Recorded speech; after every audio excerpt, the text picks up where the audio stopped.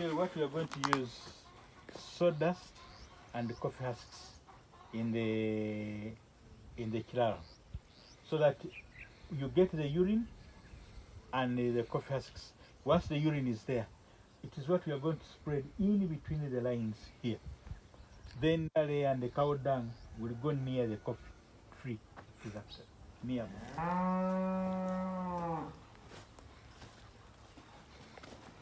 We had a long drought season that hit these purples. These ones are roughly, I think, it's coming to 8 months, the purples here, since they were transplanted to this place.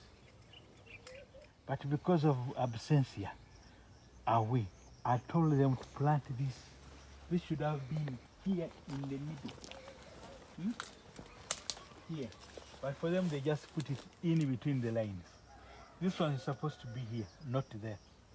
So they planted it there. But absentia is the problem. That is when you're supposed to come here and stay with them. When you are with them, they understand what to be done. You guide. So these ones again remain with so many suckers because we need more suckers to plant in these lines. Yeah. This is the other section of coffee. Now listen. I have since again, all this coffee needs to be picked. That is coffee. This is the type D, they call it D. It is ever green like that. Now the issue is here, there's a fungus affecting me again. I have to spray them. This is a fungus here. To be mixed in 200 liters to clear this fungus. That costs 60,000 Ugandan shillings. Yes, of the antifungal that is supposed to clear this spray. But we shall look for it and come and spray them before she destroys the garden. And it is worse with such rains. When it rains and shines, and it is not, if it is constant rain, you are not affected much. But it spreads a lot in this type of rain. Like now it is raining, then the following day you don't have rain. It takes some more days when the rain is scanty. So, because this one, why we are doing that, so that it can give you a chance to have some monthly income. If you have this, you are able to pay the workers before the coffee is ready for you to run. Because coffee, you'll be able to harvest it twice in a year. Sometimes the bumper harvest is once in a year. Then the rest, it is little. Yeah. Put on a sprinkler. But now the issue with the sprinklers, you are allowing all these to grow.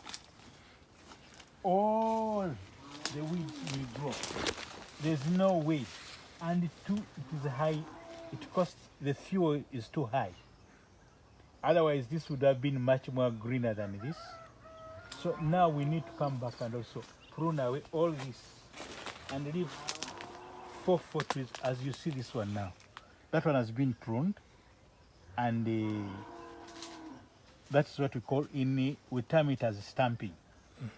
You stamp it down, you remove all the old ones, and you remain with these young ones onward. There should be 4. All this should have gone. Now we need to come back and also do this. All this need to go away. You need to cut them off, so that you can have enough yield and enough space. The more they become stuffed, the less. Although they say coffee started from a bush, yeah, that's something that is from, it used to grow in a forest. Why do you leave it, why do you space it like this? That is another type of disease that really disturbs us. That is called coffee wilt disease. That one. That one needs to be removed. This is one of the dangers that cleared coffee, mainly in Uganda here. Where we shall go tomorrow, I have planted the ones which are resistant to this disease. This was not resistant to it. That is why I'm finding this problem now. Now all these trees, the majority needs to be pruned down. Okay. The other, that's the type. That is for juice, not for chewing. This is, you can see the difference. Can you notice the difference between the two? Now somebody can call you and give you this, and they think you are taking the other one, but totally they taste different.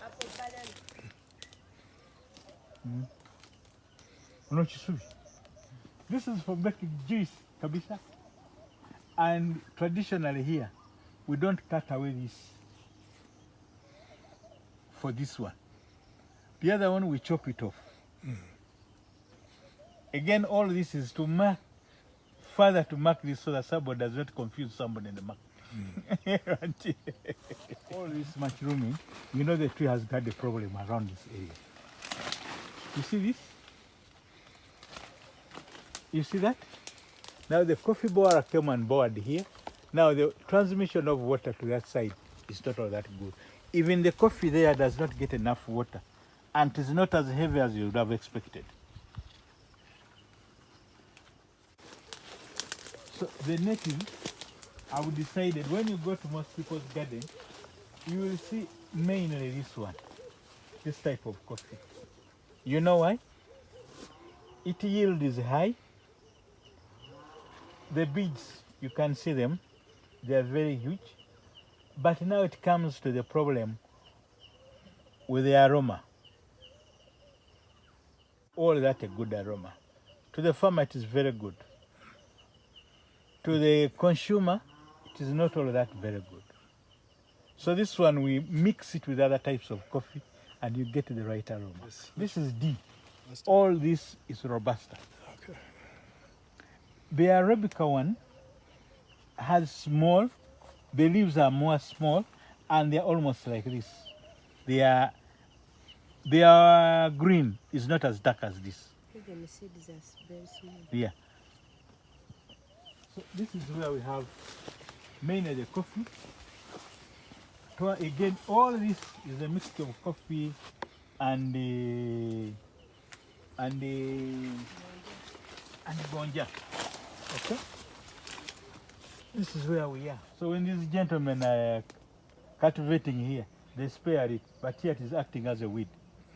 It has somewhere where we grow pasture, but when it comes to here, they save it because they, they are the same people to collect it. So all here, you have your coffee up down there. Now let me show you this briefly, and you see, if we have time, we get back to the other side because we need to go and see where the pump is and everything down there. No problem. Because we want to give you a bit what is happening on the farm.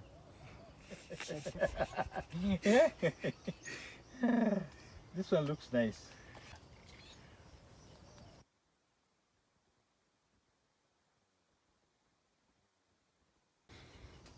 No machine picks the coffee for us.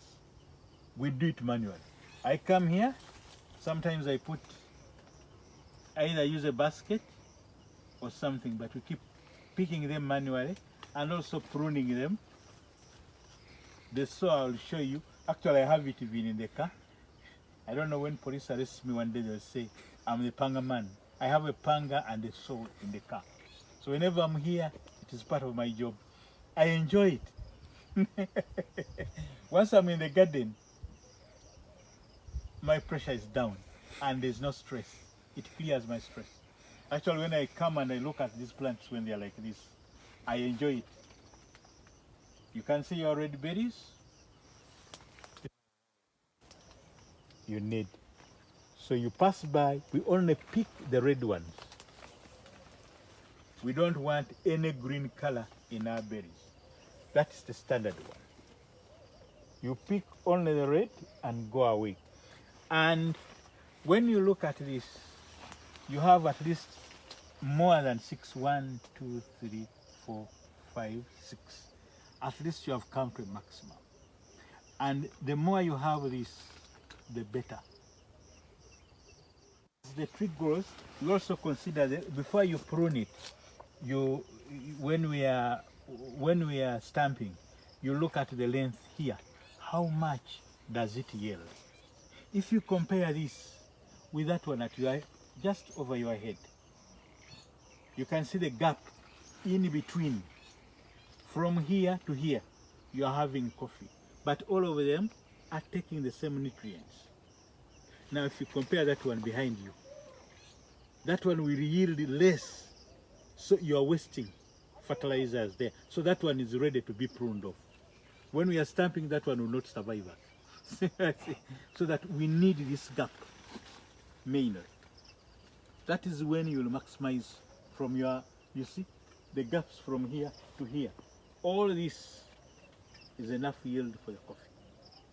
When it becomes smaller, we say the tree, you can no longer pay back what we give you. Can you please disappear from us? So